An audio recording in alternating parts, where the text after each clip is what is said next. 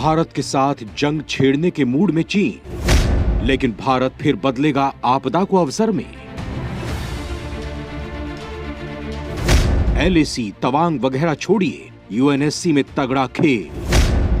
Bharat UNSC में स्थायी seat लेने में लगभग कामयाब। अब चीन को काउंटर करने रूस लेगा एंट्री, चौंका चीन।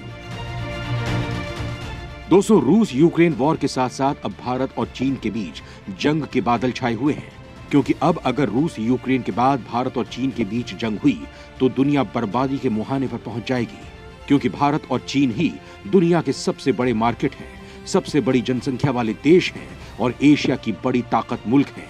इनके बीच वॉर होने का मतलब दुनिया का संकट में आना है।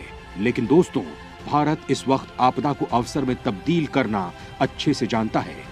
कोरोना, जो चीन का दिया हुआ वायरस है, उसमें भी कई मामलों में आत्मनिर्भर हो गया था और अब भारत सैन्य मार्केट में भी चीन को ओवरटेक करने के लिए तेजी से काम कर रहा है।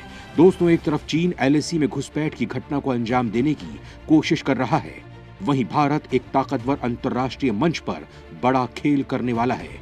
यानी यूएनएससी में भारत जल्द ही कोई बड़ी गुड न्यूज देने वाला है। जी हाँ, एक तरफ जहां चीन घुसपैठ में बिजी है, वहीं मोदी सरकार अपनी रणनीतियों के तहत यूएनएससी में बड़ा सपोर्ट हासिल करने में कामयाब हो गई है और चीन को काउंटर करने के लिए बताया जा रहा है कि रूस कोई बड़ा एक्शन ले सकता है। चलिए आपको बताते हैं इस शानदार गुड न्यूज के बारे में जो यूएनएससी से निकलकर सामने आई है। यूएनएससी में भारत की स्थायी सदस्यता के लिए सामने आए दुनिया के बड़े बड़े ताकतवर देश। एकमात्र बचे चीन को काउंटर करने रूस की एंट्री। दोस्तों, सबसे बड़ी खबर है यूएनएससी से, जहां पर भारत के संयुक्त राष्ट्र सुरक्षा परिषद की सदस्यता का ब्रिटेन, फ्रांस और संयुक्त अरब अमीरात ने समर्थन किया है। इससे पहले अमेरिका खुला सपोर्ट दे चुका है। अब इन तीनों देशों ब्रिटेन, फ्रांस और संयुक्त अरब अमीरात ने कहा है कि वो भारत को यूएनएससी का स्थायी सदस्य बनाने के पक्ष में है। वहीं अमेरिकी राष्ट्रपति जो बाइडेन पहले ही भारत की सदस्यता का समर्थन कर चुके हैं। इसके अलावा रूस के विदेश मंत्री सर्गेई लावरोव ने भारत की सदस्यता के समर्थन का खुला ऐलान किया था। अब सबकी नजरें सुरक्षा परिषद के स्थायी सदस्य चीन पर टिकी हैं।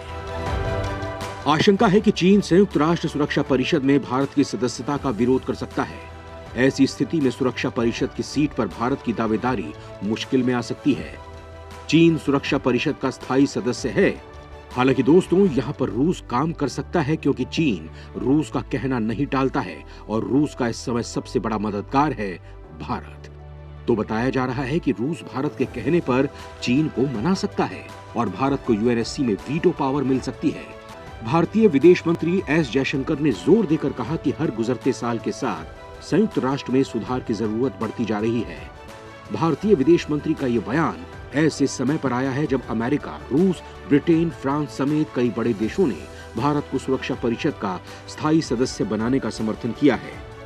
केंद्रीय गृह मंत्री अमित शाह के पंडित नेहरू को लेकर दिए बयान के बाद राजनीति भी तेज हो गई है। विशेषज्ञों का मानना है कि भारत, जापान, जर्मनी समेत दुनिया के कई बड़े देशों को सुरक्षा परिषद की स्थायी सदस्यता नहीं मिलने के पीछे चीन, अमेरिका समेत कई पेच फंसे हुए हैं। हालांकि भारत के रास्ते के रोड़े चीन को रूस अगर मना लेता है तो यूएनएससी में भारत बड़ा खेल कर जाएगा। ब्रिटेन ने भी यूएनएससी में भारत की स्थायी सदस्यता का समर्थन किया है। सुरक्षा परिषद की बैठक को संबोधित करते हुए फ्रांस के प्रतिनिधि ने कहा कि हम नई शक्तियों के उद्भव को ध्यान में रखते हुए सुरक्षा परिषद के विस्तार का समर्थन करते हैं, जो सुरक्षा परिषद में स्थायी उपस्थिति की जिम्मेदारी लेने की क्षमता रखती है। फ्रांस, भारत, जर्मनी, ब्राजील और जापान की उम्मीदवारी का समर्थन करता है। भारत की कूटनीति से चीन कर सकता है समर्थन। दोस्तों, लगातार रूस की मदद कर रहे भारत के लिए पुतिन जिनपिंग को मना सकते हैं, इस बात के कयास हैं। आपको बता दें कि रूसी विदेश मंत्री सर्गेई लावरोव ने कुछ दिनों पहले ही भारत की जमकर तारीफ की थी। उन्होंने कहा था कि भारत आर्थिक विकास के लिहाज से दुनिया के प्रमुख देशों में शामिल है और भारत संभवतः नेतृत्व भी कर रहा है। भारत के पास व्यापक पैमाने पर विभिन्न तरीके की समस्याओं को सुलझाने का अनुभव है।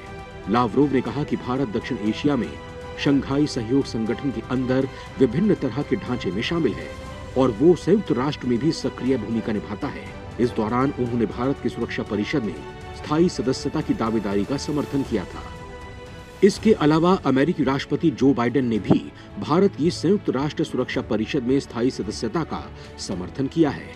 संयुक्त राष्ट्र महासभा के 77वें सत्र में दिए गए भाषण के दौरान बाइडेन ने सुरक्षा परिषद में सुधार की वकालत की थी। महासभा को संबोधित करते हुए उन्होंने कहा था कि समय आ गया है कि संस्था को और अधिक समावेशी बनाया जाए ताकि वो आज की दुनिया की जरूरतों को अच्छे तरीके से पूरा कर सके।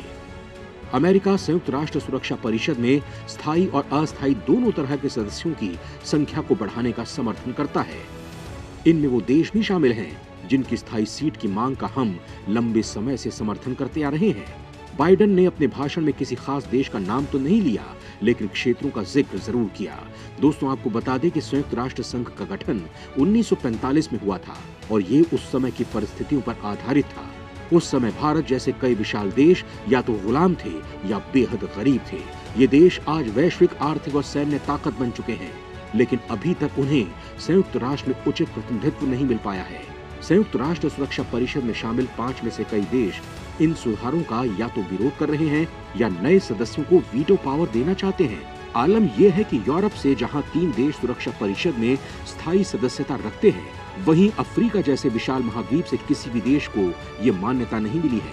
इसी भेदभाव के खिलाफ भारत आवाज लगातार बुलंद कर रहा है, लेकिन नई दिल्ली की राह में कई कांटे बने हुए हैं। भारत दुनिया की सबसे बड़ी आबादी बनने जा रहा है और अर्थव्यवस्था उछाल मार रही है, लेकिन नई दिल्ली की राह में चीन और पाकिस्तान कांटा बन गए हैं। खैर दोस्तों, आपको इस पूरे मामले में क्या लगता है? कमेंट करके जरूर बताएं।